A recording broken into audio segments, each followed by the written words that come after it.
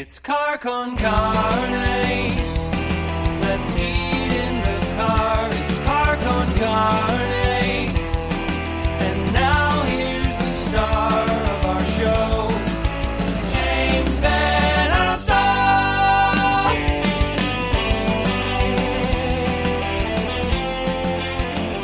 And it is Car Con Carne, tonight sponsored by C&H Financial Services. Business owners are continuing to navigate through this new normal brought on by the coronavirus, and C&H Financial Services is here to help. They offer a variety of products ranging from traditional merchant accounts to a zero-cost payment processing solution, which eliminates the expense associated with accepting Visa, MasterCard, Discover, and American Express as a form of customer payment. C&H Financial Services eTab solutions easy to set up for your business for online ordering and curbside pickup. They offer cost-effective commercial lending programs to help you get your business the money it needs to make it through these ridiculous times. To learn more, contact C&H Financial Services at 855-600-2437 or go to chfs.us. It has been a hell of a year so far. It feels like 10 years. And writer Bill Hayes, my guest tonight, has captured the emotions, the sights, and the tone of the first few months of living during a pandemic in his new book, How We Live Now, Scenes from the Pandemic. Bill Hayes is here. You say it right out of the gate in your book. These stories, your observations, these images, these pictures you took, they all feel like they happened a lifetime ago. I know. Time flows differently now, doesn't it? It really does. Who could have expected or known? I wrote this book starting mid-March, so I think around March 14th or so, and wrote it in 2 months, wrote and photographed the whole book in 2 months, added a postscript in June, so it really covers the first 100 days of the pandemic. And it was a great creative challenge, and I'm so glad I did it, because if I were given this commission today, or this assignment today, write about the first 100 days of the pandemic, I'm sure I wouldn't remember half the things I wrote about, because I was really writing it in real time. And so it's kind of a little time capsule about the first 100 days of the pandemic, at least in New York City. It very much is a time capsule, and that's an interesting point. It took you 6 weeks to write and compile. Right. People talk all the time about the immediacy of the web, and there's always been that feeling, or not always, there's been a feeling that print can't keep up with the instantness of the internet. But I mean, this is about as immediate as it gets. I mean, from your home to my hands, I mean, This is a fully realized book. This is a real, I think, this is a win for the world of print, the fact that a book like this can exist and be turned around so quickly. Oh, thank you. And credit goes to my publisher and my editor. I've never written a book so quickly or had a book go to press so quickly. You know, it does prove that you can write a book and it can be published within a couple of months. So I wrote this postscript to the book in early June, but by that point we were already in production and it was out by August. So it was extremely fast. And also fast because of the pandemic. You know, everything has been slowed down. So I'm really proud that we were able to get it out so quickly and preserve this spooky, strange, surreal moment in time that has been the pandemic in the United States. So this was your focus as the pandemic started. And one thing we were discussing before we went live, for me with this podcast, I realized that doing this podcast was important to me because it gave me a creative outlet, and it gave me something to focus on. It was a fixed point on my calendar every day that I could kind of pour myself into. It seems to me that this book served that purpose for you. That is exactly right. I've often said that it was a gift. It was a gift from my editor. It was actually her idea. I had completed another book, a history of exercise called Sweat, which I'd worked on for many years, and it's still going to come out, but I'd finished that at the end of January. And expected I'd hear back from her within a couple of months with edits. And she arranged a Zoom call, my very first Zoom call. I didn't know what Zoom even was. Sure. March. And we had this Zoom call in early March. And she said, what would you think about writing and photographing a short book about the pandemic? I think we're going to put your history of exercise book on the back burner. And I said, yes, without even thinking twice. Yes, because I had a feeling of what was coming. I'm single. I live alone. for 2 months, it was great to be just immersed in this completely creative project where I was thinking, writing, taking photographs, and trying to create a kind of, as I said, time capsule of the first few months of the pandemic. So it was a great gift. It kept me from climbing the walls of this apartment you can see behind me. Well, speaking of you being single, I mean, you talk about dating and being connected in this time. Yeah. In a big city like New York, or where I am, Chicago, there is that loss of connection. A big city can already feel isolating and impersonal and just kind of cruel. But you tell stories. There is a pervasive sense of optimism through this, which I got to say, I appreciate reading, especially, you know, as these days advance. You talk about community, you talk about camaraderie, you talk about hanging out at a place called the Jane. It's nice to know that there is connection in a big city in a time of whatever this is. Yeah, well, I live in the West Village in New York. I don't know if you've ever been in the West Village, but I really have roots here. I mean, I've lived in the West Village for about 10 years. So this little hood is my community. And, you know, I probably would have done it anyway, to tell you the truth. I would have been out walking, talking to people, taking photographs. I've been a street photographer for over 10 years. But it gave me an opportunity to go out every day and just take a walk. You know, I wanted to get outside anyway, and I would check in on my favorite people, whether at the smoke shop down the block or the Jane, which is a tavern. It's called the Tavern on Jane. Or restaurants that I favored, or the pharmacy on 14th Street. So yeah, there's a real sense of community. And although the book is very much set in the West Village, I think it could be almost any town USA. Sure. Checking in on those people who are in your hood and that you see every day or every week. And seeing the pandemic through their eyes. And although it's been extremely difficult and sad and tragic and scary, there were also moments of real human connection. And I tried to capture that in how we live now. As a street photographer, I think there's a certain fearlessness to what you do, because you have no problem approaching strangers saying, hey, can I take your picture? You talk about a woman you saw what was she arranging? A mandala. Right. Yeah. Well, you know, in a lot of ways, everything I had done to date, this is my 6th book, and I'd been doing street photography for about 10 years. And I think everything I had done to date kind of prepared me to write and photograph this book, especially in such a short time. So I'd done tons of street photography, had no fear about approaching people. I had learned a lot from my mistakes. Things as simple as keeping your camera on and your lens cap off in case you see something you want to take a photograph immediately, and not having that fear about approaching complete strangers. And my practice as a street photographer has always been, from the very beginning, even when I was using really shitty cameras, was to approach people and ask their permission. May I take your picture? So although they're strangers and they're really quick encounters, I call them street portraits. They know that their picture is being taken. So, but there were new challenges with this book, which challenged me as a photographer. One, obviously the pandemic, there was a different mood and sort of sense of tension in the streets, more fear, about being approached by anyone.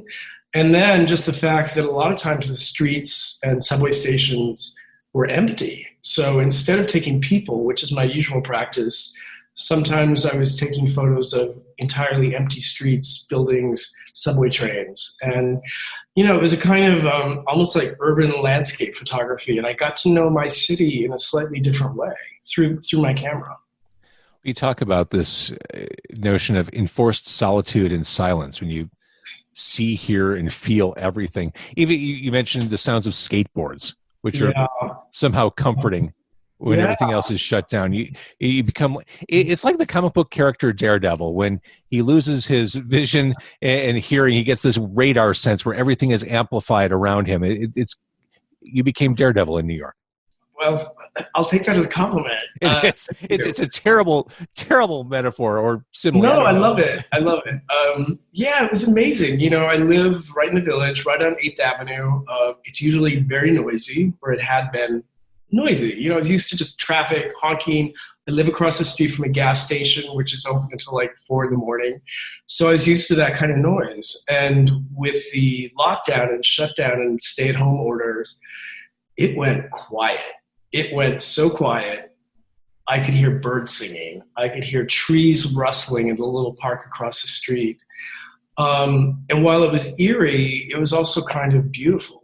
And like nature took the city back. Yeah, nature took the city back. That's a great way to put it. Nature took the city back. You could hear wind. Sometimes the wind was so, spooky, really. It almost spooked me. But it also gave me time to really think and to work and to think about this book. And I thought about it day and night. My practice usually was to write in the morning, photograph in the afternoon, edit photographs at night, and put this book together really in real time. It really unfolds in real time.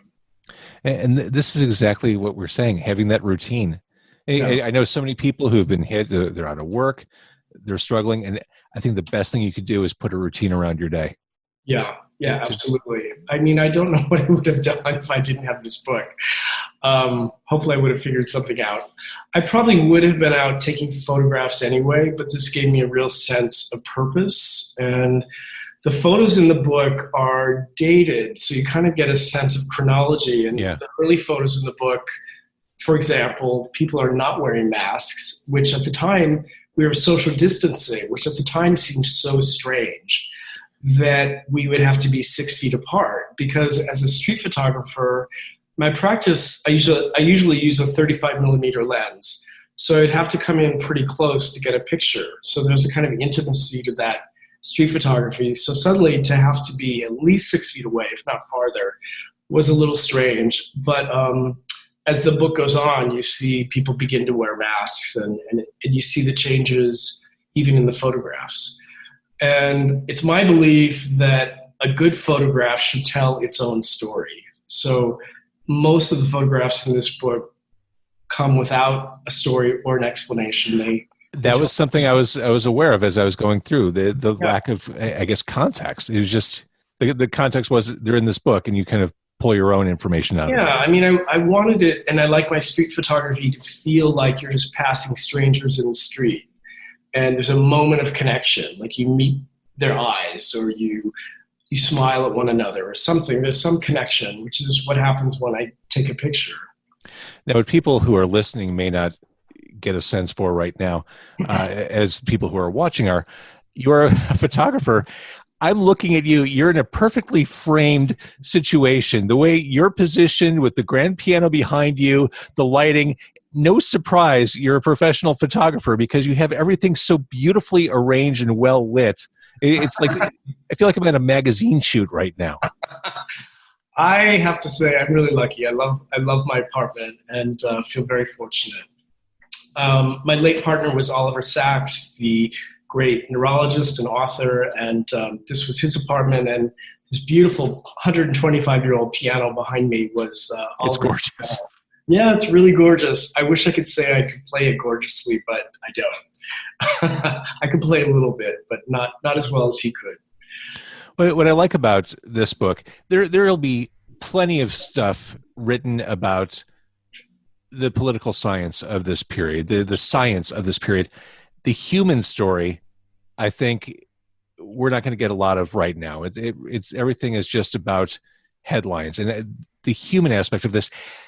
I go through so many different emotions and have since March.